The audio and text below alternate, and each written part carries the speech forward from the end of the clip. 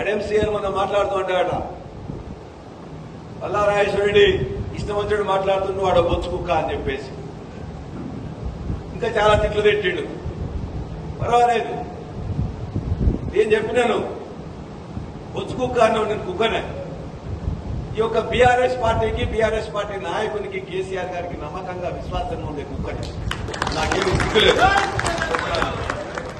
అదేవిధంగా నా జనగామ ప్రజలు, నా జనగామ రైతులు వాళ్ళ కోసం, నీళ్ల కోసం, ఆ నీళ్ల కోసం కాపలా కాసే కుక్కనే, కాపలా కుక్కనే కాదట్లేదు ఖచ్చితంగా.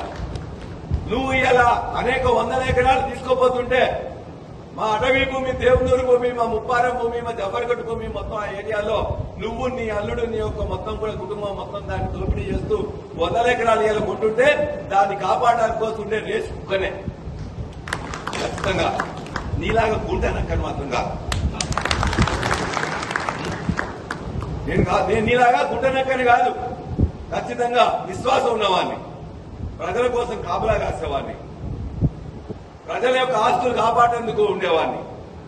నీలాగా ముసలి నక్కని కాదు, గుండ్ర నక్కని అంతకంటే కాదు. కాబట్టి బరాబర్గా ఏదన్నా ఈ యొక్క గులాబీ జెండా గెలిపిస్తే తల్లి పాలు దాగి రొమ్ము గుద్దిన విధంగా ఇక్కడున్న నాయకులను, కార్యకర్తలు మొత్తం కూడా పొందబెట్టి వారి యొక్క విశ్వాసాలను ఒమ్ము చేసి ఇవాళ మొత్తం కూడా భూములు వెంబడిపడి, అధికారం వెంబడిపడేలాగా నీలాగా ఉండేవాళ్ళం కాదు.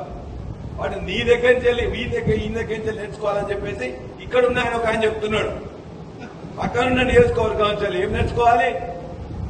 నీళ్ల కోసం, నిజంగా నీళ్ల కోసం పోట్లాడడం కోసం నేను నీ దగ్గర నేర్చుకోవాలి. నీలాగొచ్చి డ్రామా చేసేటోని కాదు, నీలాగా గుంటనక్కని కాదు, పార్టీలు మార్చే ముసర వెళ్ళి అసలే కాదు. కాబట్టి బరాబర్గా బీఆర్ఎస్ కేసీఆర్ గారు నాకు నేర్పించింది, మీరు ఇచ్చిన ఆశీర్వాదంతో 5 ఏళ్లు ఏ పార్టీలో గెలిచినా అదే పార్టీలో ఉంటా, అదే మొత్తం ప్రజలకు సేవ చేస్తా, అదే